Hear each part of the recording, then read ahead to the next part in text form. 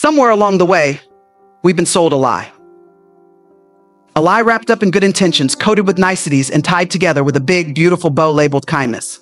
And don't get me wrong, kindness is good. Kindness is necessary. Kindness is biblical. But the problem comes when kindness turns into complacency. When kindness replaces truth. When we become so focused on being agreeable, on making everyone around us comfortable, that we lose sight of the fact that we were not called to be liked, we were called to be light. You see, light doesn't blend in with the darkness. Light doesn't just sit there hoping the darkness will eventually catch on and change its ways. No, light stands boldly, confidently, unmistakably. Light tells the truth even when the truth is hard to hear. And that's where we find ourselves today, stuck in this tension between wanting to be kind and knowing that real kindness doesn't always look like a smile and a nod. Because real kindness, the kind that Jesus demonstrated, isn't just about making people feel good. It's about loving people enough to tell them the truth. It's about loving people enough to draw boundaries. It's about loving people enough to say, I cannot allow you to continue to pull me into a cycle of dysfunction, of negativity, of spiritual compromise. It's about understanding that sometimes the most loving thing you can do is walk away. And yet we struggle with this. We struggle because we've been conditioned to believe that if we aren't always agreeable, if we aren't always accommodating, if we aren't always available, then we aren't being Christ-like. But let's take a look at Jesus. Because Jesus was loving, but he was not a doormat. Jesus was gracious, but he did not entertain foolishness. Jesus was compassionate, but he did not stay silent when the truth needed to be spoken. He called things as they were. He spoke with authority. He set boundaries, and he did not apologize for it. So why do we keep sacrificing our peace, our time, our convictions on the altar of someone else's comfort? Why do we allow guilt to push us into relationships, conversations, and situations that God has already given us permission to step away from? Why do we confuse people pleasing with Christ following? It's time to stop. It's time to stop being kind to everyone in a way that costs you your peace, your purpose, and your obedience to God. It's time to stop mistaking passivity for humility. It's time to stop treating kindness as an excuse to stay where God has called you to move on from. Because kindness without wisdom isn't really kindness at all. Kindness is a beautiful thing. It is a virtue that reflects the heart of God, a trait that makes the world a little less harsh, a little more bearable. We are called to be kind, to love one another, to be patient, and to extend grace. But somewhere along the way, the true meaning of kindness has been watered down, distorted into something it was never meant to be. Instead of being an expression of love that aligns with truth, kindness has become a tool for avoidance, a way to maintain peace at all costs, even when it means turning a blind eye to things that need to be confronted. Too often, people assume that kindness means never making anyone uncomfortable, that it means always nodding, smiling, and agreeing, even when something is clearly wrong. But the kindness that God calls us to is not a superficial, feel-good kind of kindness. It is not passive. It is not weak. It does not shy away from truth in an attempt to keep the peace. True kindness is not just about making people feel good. It is about loving them enough to tell them the truth, even when that truth is hard to hear. There is a difference between kindness and avoidance. Avoidance is when we see something that needs to be addressed but choose to stay silent because we don't want to offend anyone. Avoidance is when we let things slide, not because it's right, but because we don't want to deal with the potential backlash. Avoidance is when we allow destructive behavior to continue because we fear that speaking up will make us look unkind. But true kindness does not enable dysfunction. It does not ignore reality. It does not trade truth for temporary comfort. Jesus himself demonstrated this balance perfectly. He was kind, but he was never afraid to speak truth. He was compassionate, but he never compromised his mission.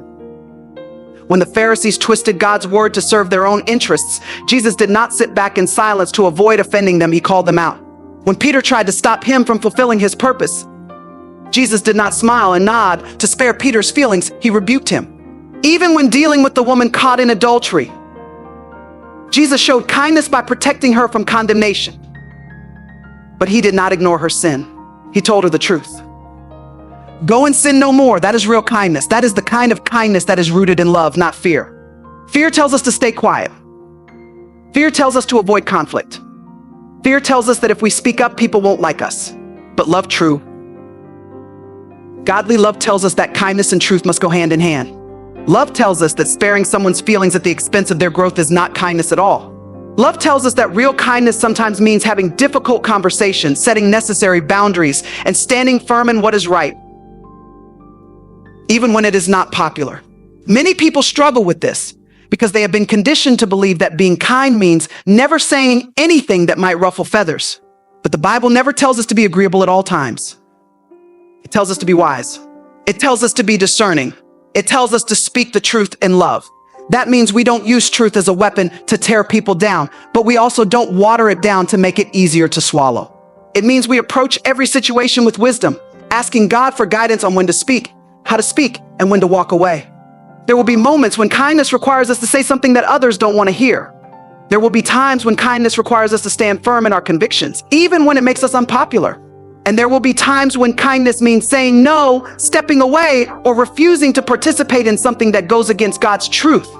If our kindness causes us to compromise our integrity, it is no longer kindness, it is fear disguised as love. If our kindness allows dysfunction to thrive, it is no longer kindness, it is passivity in disguise. If our kindness causes us to ignore God's truth, then it is no longer kindness, it is deception. God has not called us to be people pleasers. He has called us to be truth bearers. He has called us to love people enough to tell them the truth, even when it is uncomfortable. He has called us to walk in wisdom, knowing that kindness is not about making everyone happy, but about doing what is right in His eyes. Jesus was the ultimate example of love, grace, and kindness, yet He was never a doormat. He was compassionate, but He was also firm. He extended mercy, but He never allowed Himself to be manipulated. He healed the sick, welcomed the outcasts, and forgave sinners. But He also confronted hypocrisy, exposed deception, and set boundaries with those who sought to misuse His presence. Many people have an incomplete view of Jesus, seeing only His gentleness while ignoring His strength. They picture Him as someone who was always agreeable, always accommodating, always making space for others no matter the cost. But the truth is, Jesus had limits. He did not give unlimited access to everyone. He did not allow people's demands to dictate His decisions. He did not adjust His purpose to fit people's expectations. He loved deeply, but He was not afraid to walk away when necessary. Throughout the Gospels, there are moments where Jesus withdrew from people. He often stepped away to be alone with the Father, prioritizing time in prayer over the constant demands of the crowds. He did not allow the expectations of others to pressure Him into overextending Himself. He knew when to say yes, and He knew when to say no.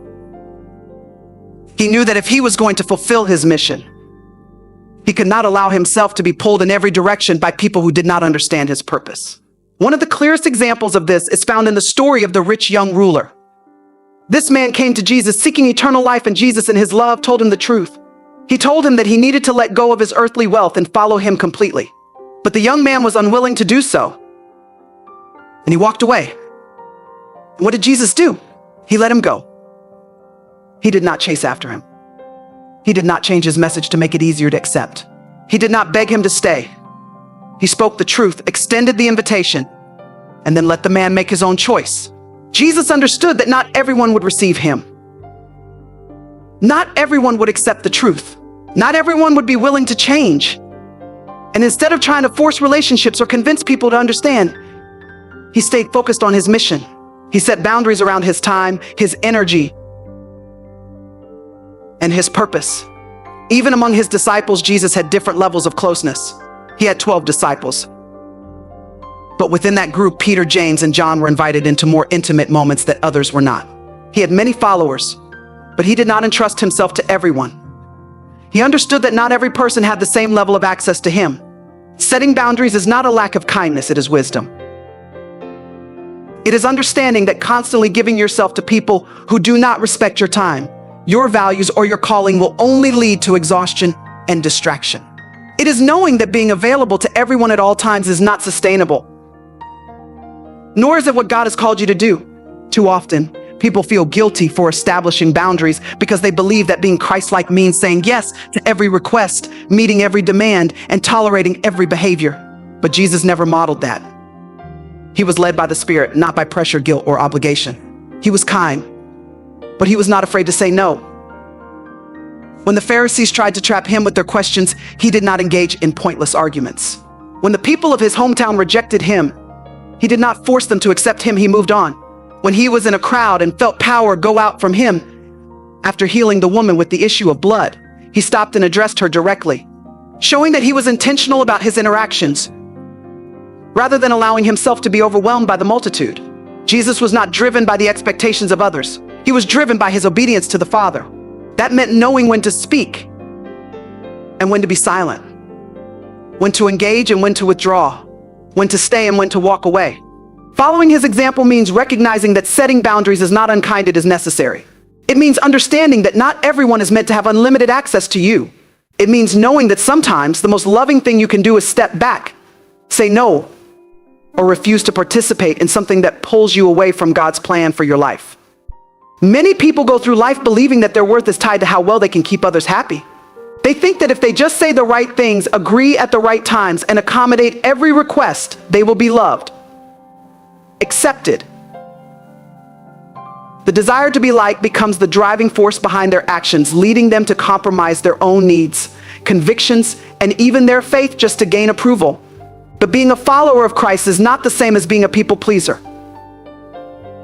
Following Christ means living in obedience to God, not bending to the expectations of others. It means standing firm in truth, even when that truth makes others uncomfortable. It means prioritizing God's will over human opinions, no matter the cost. People-pleasing is deceptive because it often looks like kindness.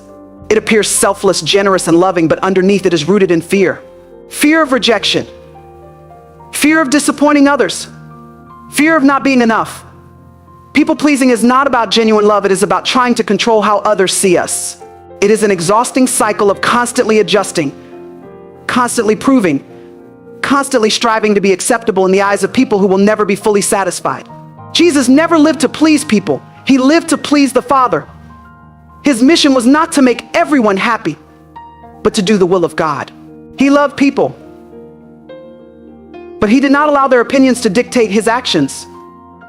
He healed on the Sabbath even when the religious leaders were offended. He ate with sinners even when the Pharisees disapproved. He spoke the truth even when it caused people to walk away. He refused to perform miracles on demand just to prove himself. He did not compromise who he was to fit in the expectations of others. One of the clearest examples of this is in John 6. Jesus had just performed a great miracle, feeding thousands of people with only 5 loaves and 2 fish. The crowd was amazed and they followed him wanting more. But Jesus knew their hearts. He knew they were not seeking him for who he was, but for what he could give them. Instead of trying to keep them happy, instead of performing another miracle to satisfy their desires, he spoke the truth. He told them that he was the bread of life, that following him meant more than just receiving blessings, it meant full surrender. And what happened? Many of them turned away. They left. They were offended by his words. Jesus could have softened his message. He could have changed his approach to keep the crowd around him, but he didn't. He stayed true to his purpose. He did not chase after those who rejected him. He did not lower his standard to accommodate their comfort. He did not let the fear of losing people dictate his words. He was not moved by the approval or disapproval of the crowd. He was only moved by his obedience to the Father. Many people struggle with this because they have been taught that making others happy is the highest priority. They believe that love means never disappointing anyone, never setting boundaries, never saying no. But love is not the same as approval. Love does not mean constantly sacrificing your own peace just to keep others comfortable.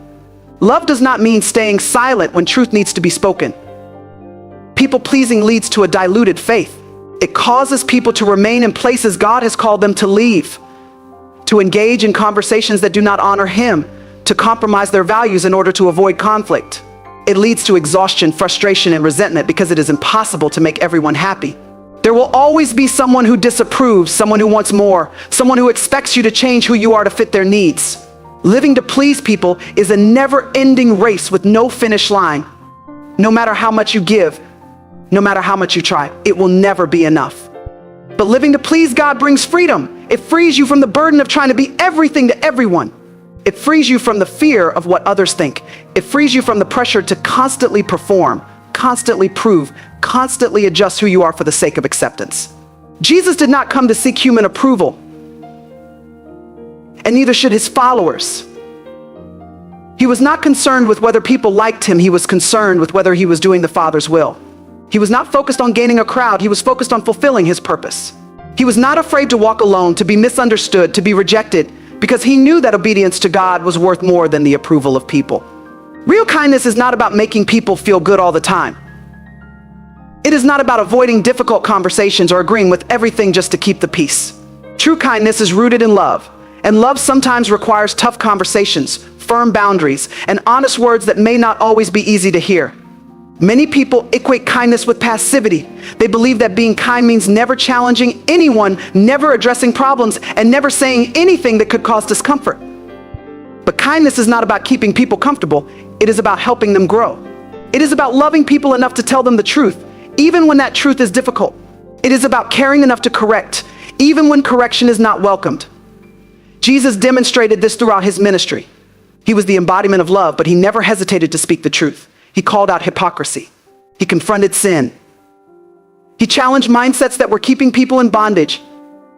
He did not flatter people to gain their approval. He did not sugarcoat his words to make them more palatable. He did not avoid tough conversations just to maintain peace. His love for people was too great to let them remain in deception.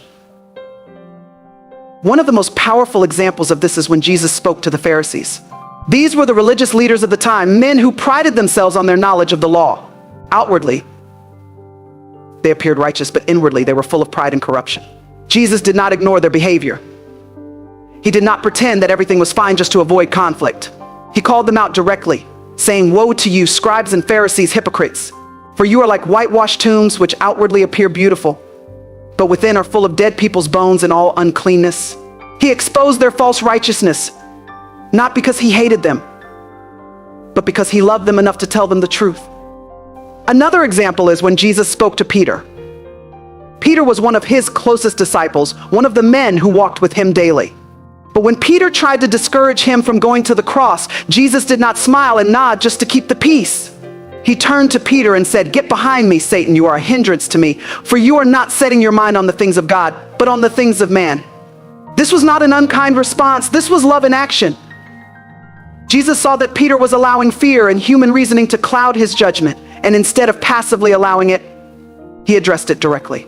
Kindness that ignores truth is not real kindness at all. It is avoidance. It is fear disguised as love. It is a shallow attempt at peace that ultimately leads to more harm than good. Real kindness does not mean avoiding every confrontation. It does not mean saying yes to things that go against your values. It does not mean allowing people to walk all over you just so you can maintain the appearance of being nice. In relationships, kindness sometimes means having hard conversations. It means telling a friend that the choices they are making are leading them down a destructive path. It means refusing to enable unhealthy behavior, even when doing so might cause temporary discomfort. It means drawing boundaries with people who take advantage of your time, energy, or generosity. It means standing firm in your convictions, even when it means disappointing people. In leadership, kindness sometimes means making difficult decisions. It means holding people accountable instead of looking the other way. It means addressing issues head-on instead of pretending they don't exist. It means prioritizing what is right over what is easy. Even in parenting, kindness does not mean giving a child everything they want just to keep them happy. It means disciplining them in love. It means teaching them right from wrong. It means saying no when necessary, even if it causes frustration in the moment. The world often promotes a version of kindness that is passive, that is weak, that is based on avoiding conflict at all costs. But biblical kindness is different. It is strong. It is courageous. It is willing to stand in truth, even when that truth is unpopular. It does not shy away from difficult conversations. It does not enable destructive behavior. It does not sacrifice honesty for the sake of approval. Real kindness is not just about making people feel good. It is about doing what is best for them. It is about being willing to say what needs to be said, even when it is hard. It is about having the courage to stand firm in truth, even when it would be easier to stay silent. It is about choosing love, even when love requires tough conversations. Protecting your peace and purpose is not selfish, it is necessary. Many people live in a constant state of exhaustion because they have given everyone unlimited access to their time, energy, and emotions. They feel obligated to say yes to every request, to be available at all times, to solve every problem, and to meet every expectation. But when you live that way, you begin to sacrifice the very things God has called you to do. You lose sight of your purpose because you are too busy trying to keep up with the demands of others. Jesus never allowed the expectations of others to dictate his actions. He was compassionate. He was loving. He was kind. But he was also intentional about where he invested his time and energy.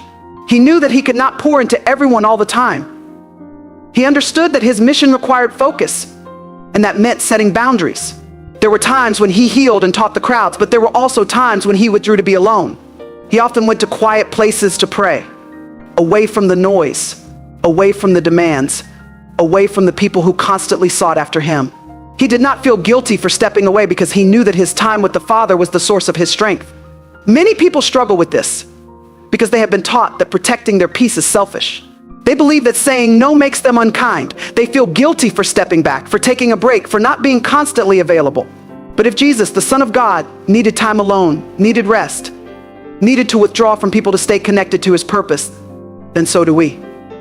If he did not allow himself to be controlled by the endless needs around him, then neither should we. There will always be people who want more from you. There will always be someone who expects you to give beyond what you are able.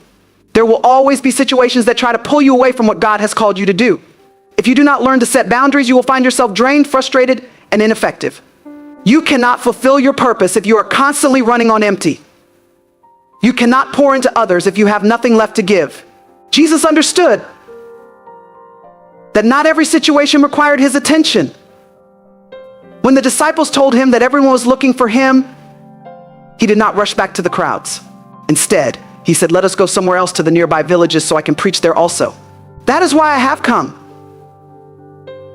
He stayed focused on his mission. He did not allow the urgency of others to distract him from what he was called to do. He was led by the Father, not by the expectations of people. People will try to make their emergency your responsibility.